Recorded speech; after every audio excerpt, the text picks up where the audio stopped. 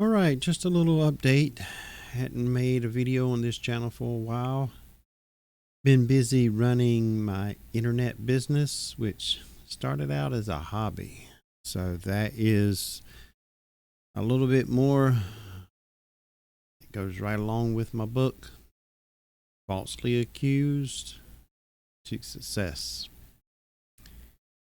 Got rid of the heating and air company. After 23 years, when I turned 45, I retired. More than semi-retired. So I retired when I was 45. I didn't close the doors, but I was down to the point where I was doing like one service call a month. That's nothing. So that was not even work. I mean, less than $300 basically a month, because I didn't do anything big like changing compressors or anything like that.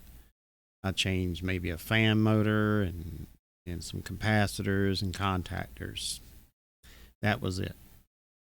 So once a month, and that was not every month of the year. It was during the summer for about 4 months. And then the wintertime, I might get 2 calls. So I would have maybe somewhere between 6 and 10 calls for the whole year. And then I let people know that I knew that was in the same industry about that I'm selling the business. I sold off all the equipment, all of the tools, and then after I got all that gone, I even actually delivered it to the ones that actually purchased it, which that was kind of fun because I got to meet them. I only saw them on YouTube, and was able to actually meet them, in person. And that's what I want to do anyway, is travel. But I made a mistake and started a hobby of shooting internet from one location to another, like from my house to a barn for somebody, and so on, so on. And then I brought an RV, and it's in a part that don't have no internet, and I beamed over internet to it, and then somebody found out about it, and they wanted internet, so they got internet, and they told somebody else in that RV park. And then I asked the owner if I can strip it out internet through the whole park because it was getting that way. He said, yeah, go ahead. And then after a while, I got over half of the park, and then another owner of another RV park found out, and now I got like 8 RV parks that I'm providing internet for. And that all happened in 1 year. Now, since I got roughly basically 100 clients, I do believe now, I want to sell the business, which started out as a hobby. And I got some people that actually looking at it. Actually had one come from Virginia, drive all the way down just to come and look and see all the equipment and everything that's actually in place. I'm breaking it down, how many speed packages I have, how many people are on the speed package, how much revenue comes in, how much is the overhead, the internet that we have to pay for to provide for all the clients. Just break it down so they can really get in it and figure out exactly what the business does, and so they can make that decision. But I've been talking to my son. He wants to come on here with me as well and talk about the situation he was in when I was falsely accused, what he had to go through, him and my daughter, what they had to go through, and all that mess. So I want to set that up, and him and I will be talking about different things. It's not going to be just one time him and I. It's going to be a few videos made to break it down, because it was quite some time. He was still staying at home and everything. Then it went crazy. So we're going to be making them videos. It may be as a podcast, you see a picture here and hear us talking, or it might be me and hear him in the background. Don't know if he wants to be on camera or whatnot. Most likely he will. But look for that. That's what I'll be doing here, and try to make more videos. It's just so much to talk about throughout them 512 days of nonsense that was not necessary. I'm going to really get down into the nitty gritty of what happened and show how screwed up the legal system is, with somebody that had no record prior to this, the way I was treated. Like, I had a criminal record that was long as my arm. I had, I think, 2 speeding tickets, 2 worthless checks that was less than $20 a piece, and that was back in late 80s. Why I was treated the way I was, I have no clue. I seen people that was accused of being a murderer come in and leave while I was there. And then they came back and actually was convicted. But they got to go away, and their bond and all was less than what mine was. That's bullshit. And I'm going to talk about it. So look for them videos and look in the description, and you can actually get a link that goes to Amazon and actually get my book that I wrote about this unforgivable, I can't get it out of my head. Every day I have to struggle with it to move on. And some days it's not that easy. Some days I just sit at house and just drink coffee.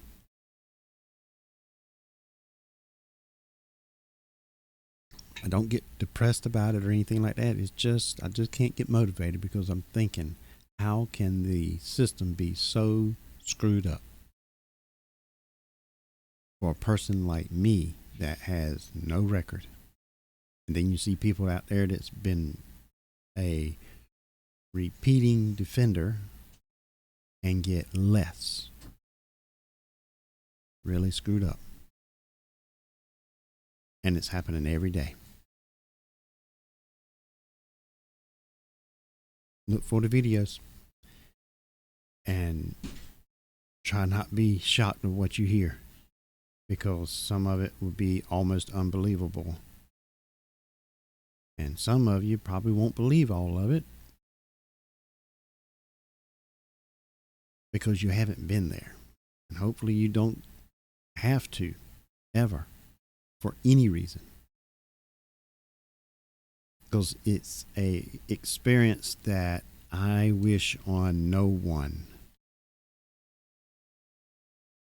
If I wasn't as strong as I am as a person,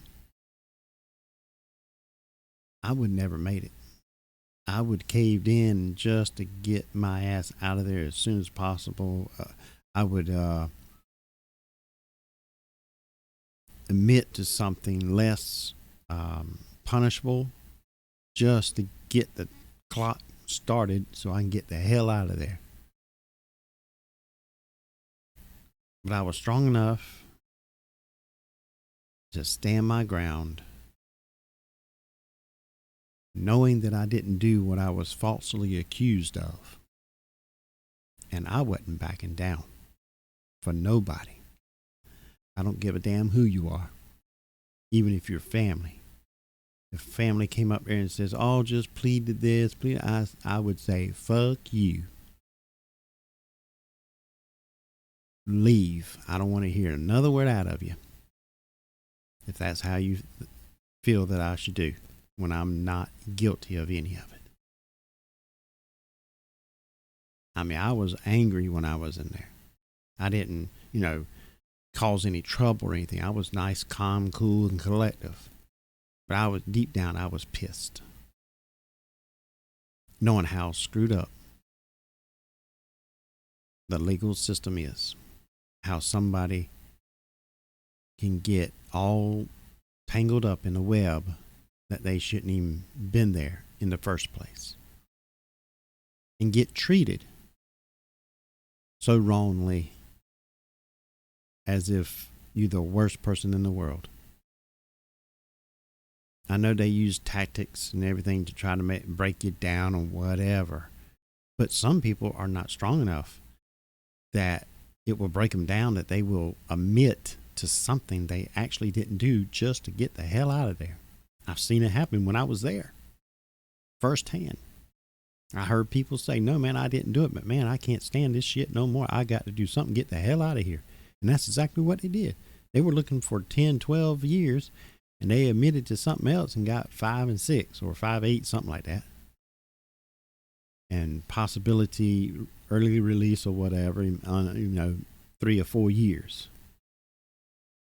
Yeah, they might get out early, but it's on their record. Hell with that. I would stay there as long as it takes to prove my innocence. And the thing is, I never made it to court about it. None of it. Sat there 512, 13 days, something like that. Never went to court about why I was there. And then my attorney came. I said, well, Mr. Palace, they decided they have lost this fight. They see that you're not giving in. So they said, you can go home. They're dropping all the charges. I said, it's about damn time they come to realize that they were wrong. And I wasn't giving in. Don't matter what they throw at me. And they screwed up the paperwork to get me out of there. It was like 10, 11 o'clock that morning. My attorney said, yeah, all I got to do is get the papers done and you can be out here this afternoon. It was the next damn day because they didn't send the papers over like they supposed to, trying to get that last little jab in my side. We laughed at them because I saw the DA at the coffee shop a week later, and I just looked at her and said, you having a nice day? And guess what? I told you so. You ain't going to get me to admit to anything that I didn't do. You tried, but you failed.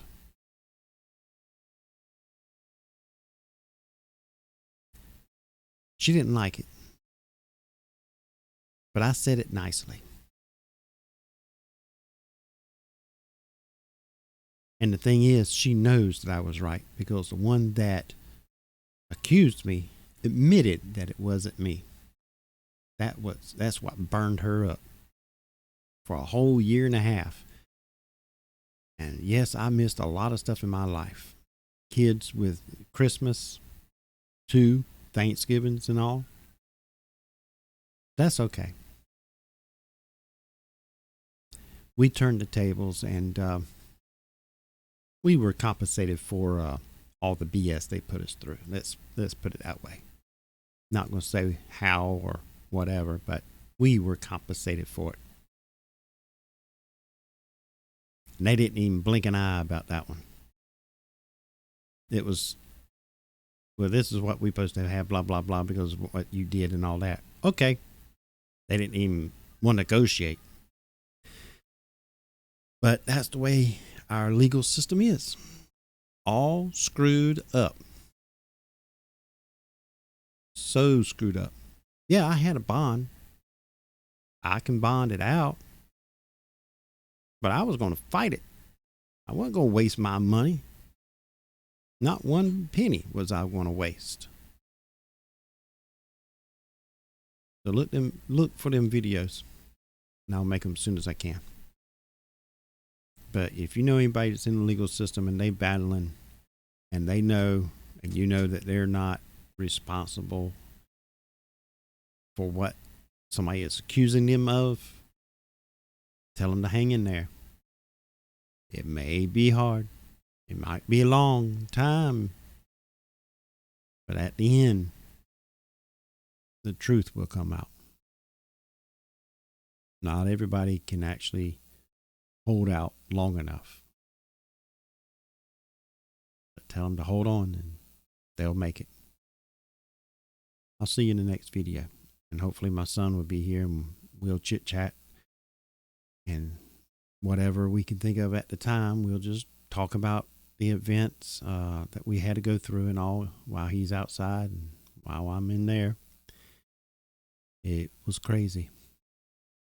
Sometimes, when I hear a door slam, especially a metal hard door, have that real slam on it, gives me the chills sometimes because it just gives me little flashbacks of them doors inside. I hear a door slam, I just close my eyes and it's not good. It will always be with you. You just have to be strong to make it through it. I'll see you in the next video. Take care.